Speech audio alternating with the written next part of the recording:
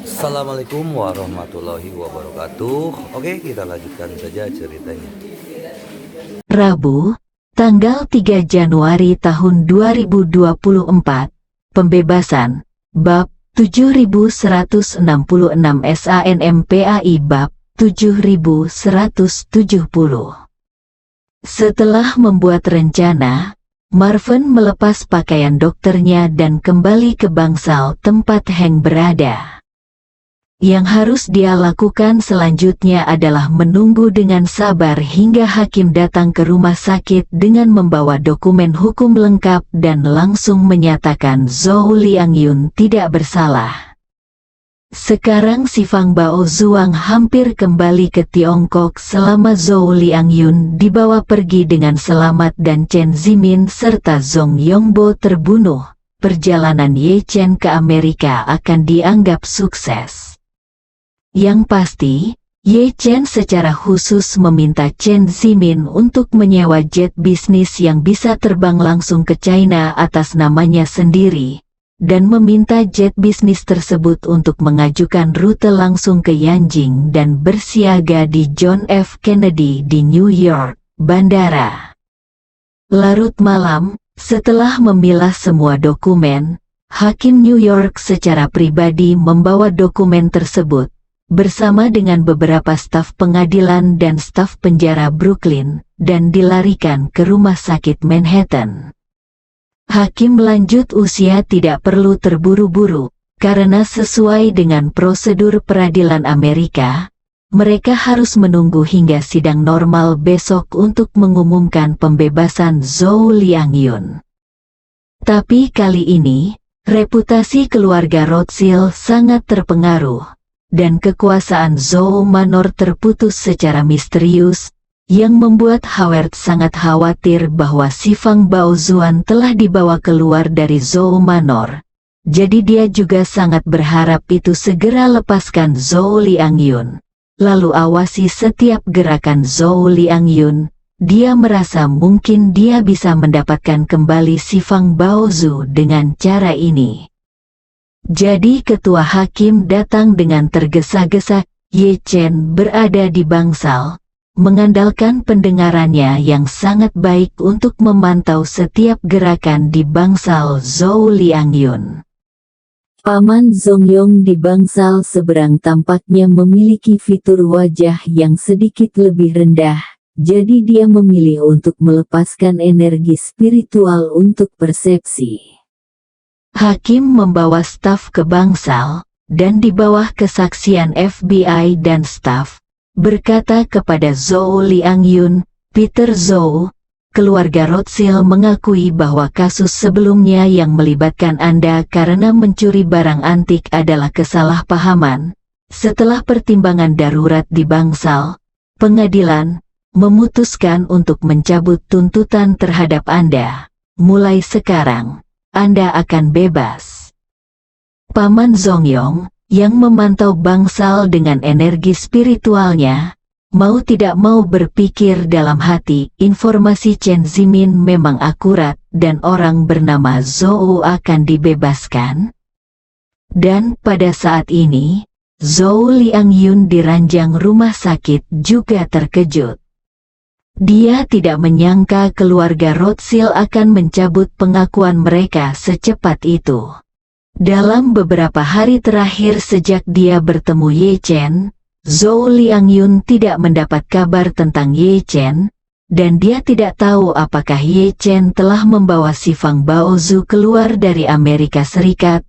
Sekarang hakim tiba-tiba ingin membebaskannya. Dan dialah orang pertama yang idenya adalah menemukan cara untuk menghubungi Ye Chen. Namun, detik berikutnya dia merasa tidak boleh berinisiatif untuk menghubungi Ye Chen. Keluarga Rothschild kini melepaskan diri, seperti para pemburu yang menggali sarang lebah liar di pegunungan dan hutan. Mereka akan mengikat tawon ke tubuhnya. Bulu lalu lepaskan kembali tawon tersebut ke dalam sarangnya untuk mencari lokasi sarangnya. Dia yakin keluarga Rothschild seharusnya memiliki rencana yang sama sekarang. Melihat dia tidak berbicara, hakim berkata, "Selain itu, Tuan Zhou, semua biaya perawatan Anda di sini akan ditanggung oleh keluarga Rothschild. Jika Anda perlu melanjutkan perawatan, semua biaya akan ditanggung oleh mereka.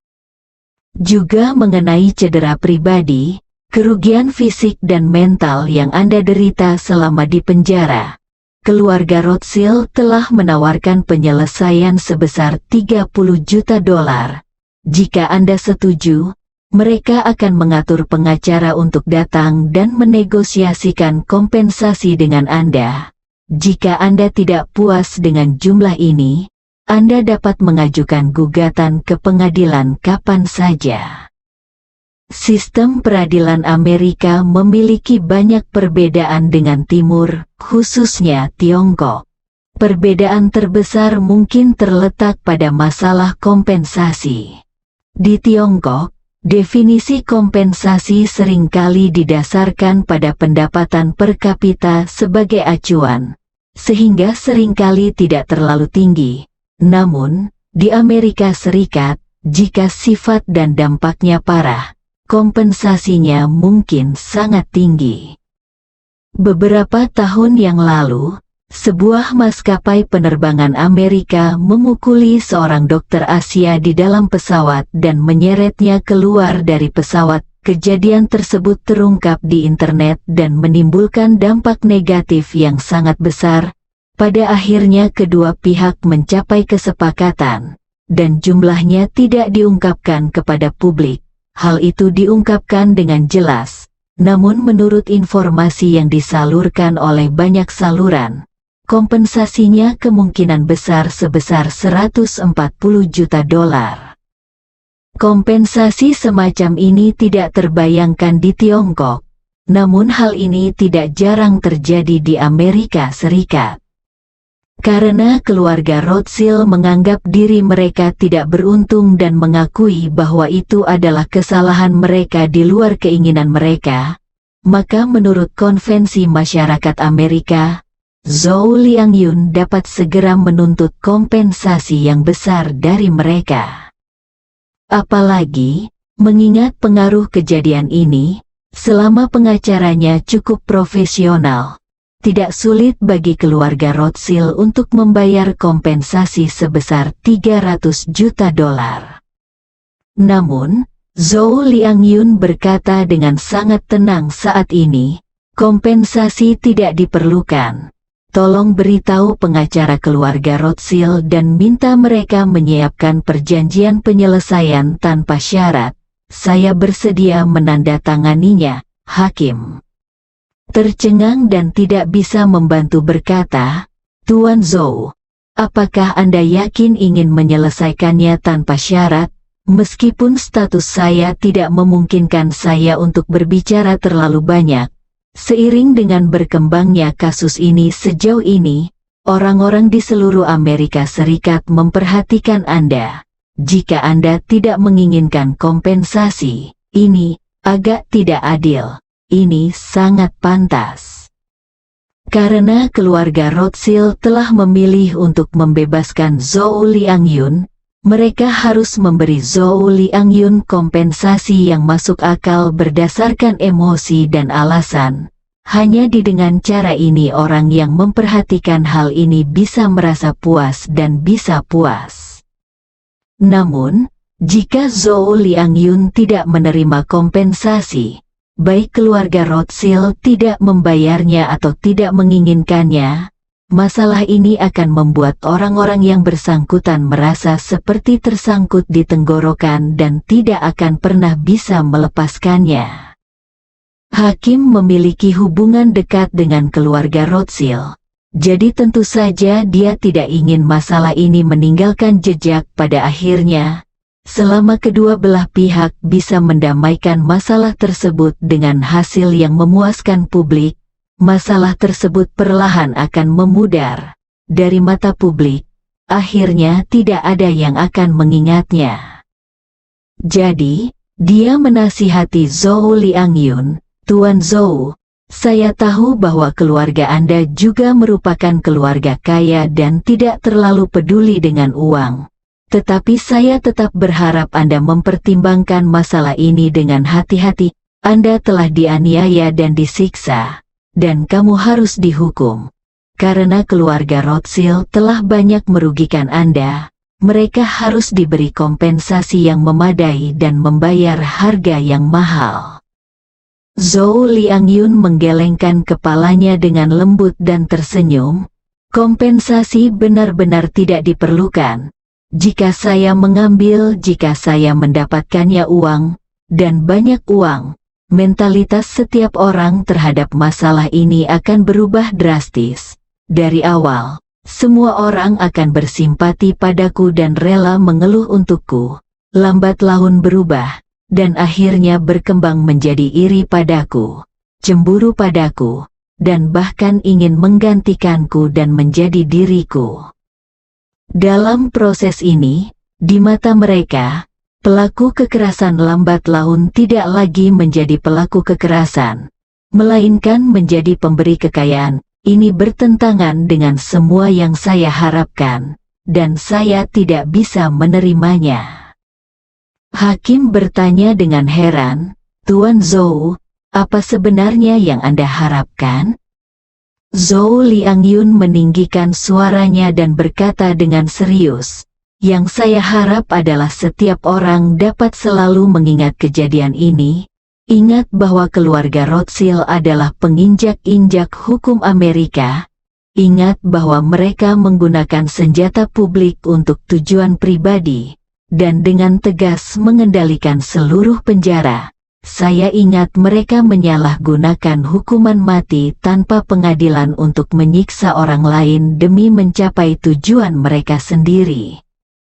Pada titik ini, Zhou Liangyun berkata dengan penuh semangat, saya harap orang-orang dapat mengingat bahwa nenek moyang mereka menggunakan cara yang sangat tidak terhormat untuk Timur dari Tiongkok, menjarah sejumlah besar-besarnya kekayaan dan menimbulkan banyak korban jiwa yang tragis. Saya berharap masyarakat selalu ingat bahwa dosa nenek moyang mereka terlalu banyak untuk dijelaskan. Jadi, saya tidak bisa meminta uang mereka, apalagi. Hakim sedikit malu untuk sementara waktu. Jika Zhou Liangyun benar-benar tidak menginginkan 1 sen pun, maka penolakannya untuk memberikan kompensasi pasti akan memicu diskusi publik lagi. Ketika orang mendiskusikan masalah ini, mereka akan berpikir dalam hati bahwa itu pasti Ross. Keluarga Child telah menyebabkan terlalu banyak kerugian baginya, jadi dia sama sekali mengabaikan godaan uang dalam jumlah besar dan bertekad untuk tidak menginginkan 1 sen pun dari keluarga Rothschild. Dalam hal ini, keluarga Rothschild akan semakin pasif dalam opini publik. Pada saat ini, staf penjara yang diam di samping dengan cepat melangkah maju dan berkata dengan hormat, "Halo, Tuan Zhou, saya Brian White, wakil sipir penjara Brooklyn. Atas nama penjara Brooklyn, saya ingin melayani kamu. Saya dengan tulus meminta maaf atas semua perlakuan tidak adil yang Anda derita di penjara Brooklyn. Yang ingin saya katakan adalah jika Anda membutuhkannya, kami juga akan membayar kompensasi atas perlakuan tidak adil yang Anda derita."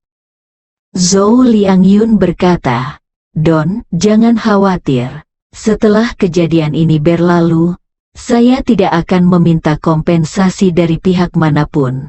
Apakah itu keluarga Rothschild, penjara Brooklyn, atau seluruh sistem peradilan di Amerika Serikat."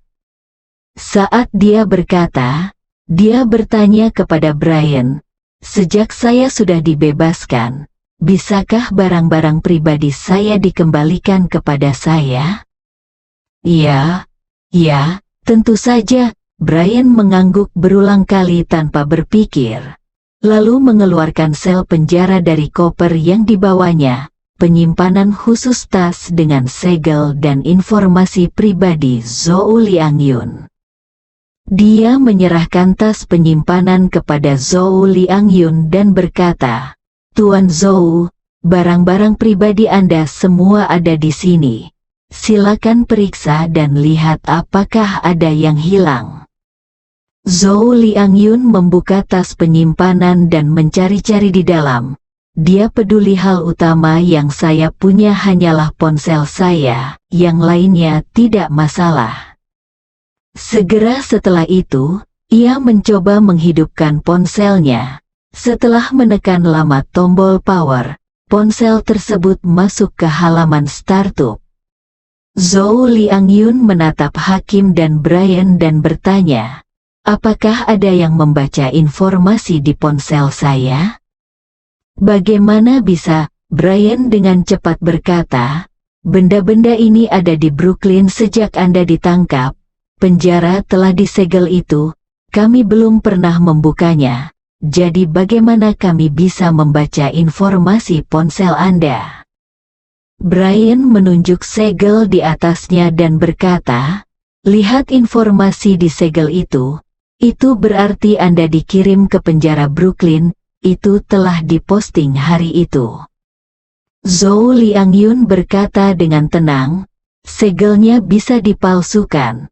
Anda berkolusi dengan keluarga Rothschild. Anda bahkan dapat menyerahkan seluruh penjara kepada mereka. Belum lagi ponsel saya ada di sini. Sebelum saya ditangkap, otomatis mati karena kekurangan daya. Namun kini tidak hanya bisa dihidupkan, tapi baterainya juga 70%. Ini membuktikan ada yang menghubungkan ponsel ini dengan kabel data. Karena kamu sudah mengambilnya, barang-barang pribadiku disegel di dalam tas penyimpanan ini. Jadi siapa yang begitu perhatian dan membantuku mengisi daya ponselku?" Brian terdiam sesaat. Faktanya, dia tahu betul bahwa belum lagi ponsel Zhou Liangyun, bahkan rumah Zhou Liangyun telah digeledah berkali-kali oleh keluarga Rothschild. Tentu saja, ponsel tersebut adalah petunjuk penting yang tidak akan mereka lepaskan. Faktanya, ponsel ini telah lama diretas oleh peretas Rothschild dan semua data serta informasi di dalamnya telah disalin. Namun, ketika Zhou Liangyun mentransfer paket tersebut ke Sifang Bao Zhuang, dia menduga bahwa ponsel tersebut pasti menjadi target utama penyelidikan pihak lain. Jadi dia menyiapkan tanggapan terlebih dahulu dan menghapus semua petunjuk berharga. Baterai ponselnya rusak, dan dia melakukannya dengan sengaja, untuk membuktikan apakah pihak lain akan memeriksa ponselnya dan apakah pihak lain akan bertindak hati-hati seperti dia. Saat ini ponsel masih memiliki daya 70% setelah dihidupkan, yang berarti pihak lain tidak berhati-hati dalam melakukan sesuatu seperti Anda. Jika Anda melakukannya sendiri, karena ponsel mati, setelahnya menyalin data, Anda juga ingin ponsel ini menghabiskan seluruh dayanya dan mati secara otomatis. Oleh karena itu, pada saat ini, Zhou Liangyun merasa sangat lega. Melihat sisi keluarga Rothschild yang lalai, dia sangat yakin bahwa Ye Chen pasti punya cara untuk membawa rumah harta karun Sifang keluar dari New York di bawah pertahanan ketat keluarga Rothschild. Mungkin sudah dalam perjalanan kembali ke Tiongkok. Pada saat ini, pihak keadilan juga merasa malu dan segera berjanji, "Tuan Zhou, mohon jangan khawatir. Saya akan melaporkan masalah ini ke polisi New York dan membiarkan mereka menyelidikinya secara menyeluruh untuk mengetahui siapa yang telah menggunakan ponsel Anda." Zhou Liangyun tersenyum sedikit dan berkata dengan murah hati, "Lupakan saja, Ketua Hakim, saya tidak akan melanjutkan masalah ini." Ketua Hakim dan Brian menghela nafas lega pada saat yang sama. Jika masalah ini menyebar, Itu akan terjadi, menjadi tanggung jawab Departemen Kehakiman. Jika sebuah skandal kembali memicu reaksi berantai, akibatnya akan sangat tidak tertahankan. Maka Ketua Hakim segera menyerahkan dokumen tersebut kepada Zhou Liangyun dan berkata, "Jika Tuan Zhou tidak keberatan dengan pembebasan tersebut, silakan tanda tangani ini." Setelah penandatanganan, dokumen tersebut akan segera berlaku dan Anda akan bebas. Zhou Liangyun mengangguk. Dia mengambil pena dan menandatangani namanya di tanda tangan. Hakim mengumpulkan dokumen dan bertanya, "Sekarang Zhou telah mendapatkan kembali kebebasannya. Apa rencananya selanjutnya? Haruskah dia tinggal di sini untuk melanjutkan perawatan, atau haruskah dia pergi dari sini dan pergi ke tempat lain?" Zhou Liangyun ragu-ragu sejenak. Dia tahu jika dia pergi dari sini, dia akan menjadi sasaran keluarga Rothschild. Namun luka-lukanya sudah lama disembuhkan oleh Ye Chen, jadi tidak ada gunanya tinggal di sini. Dia tidak bisa tinggal di rumah sakit selama sisa hidupnya hanya karena dia takut akan pembalasan. Saat ini, penanggung jawab FBI berkata, "Sekarang Zhou telah dibebaskan, pekerjaan kami telah berakhir, orang-orang kami akan dievakuasi satu demi satu dalam 10 menit.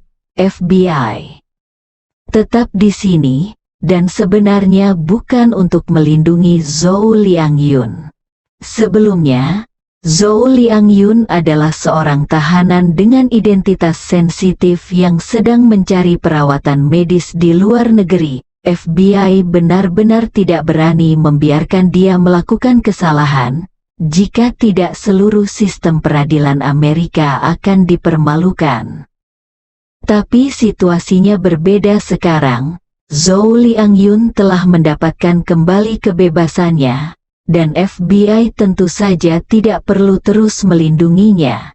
Jika ada masalah dengan keselamatan pribadinya di masa depan, tekanan tentu saja akan ada pada polisi New York, atau polisi setempat lainnya, dan tentu saja FBI tidak ada hubungannya dengan itu.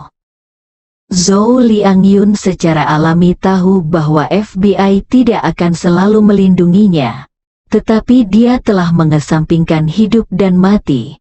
Sekarang setelah dia mendapatkan kembali kebebasannya, dia memikirkannya dan memutuskan untuk membeli tiket paling awal untuk meninggalkan Amerika Serikat dan kembali ke China. Karena anggota keluarga Rothschild telah membebaskan diri, kemungkinan besar mereka tidak akan dapat menghentikan mereka meninggalkan Amerika Serikat. Bagaimanapun, mereka berangkat dengan tangan kosong, selama mereka dapat memastikan bahwa mereka tidak meninggalkan Amerika, merampas gedung harta karun Sifang. Saat ini, ponselnya tiba-tiba menerima pesan dari nomor tak dikenal. Isi pesannya adalah, "Paman Zhou, setelah FBI pergi, langsung pergi ke atap rumah sakit dan saya akan mengantarmu kembali ke China." Bersambung.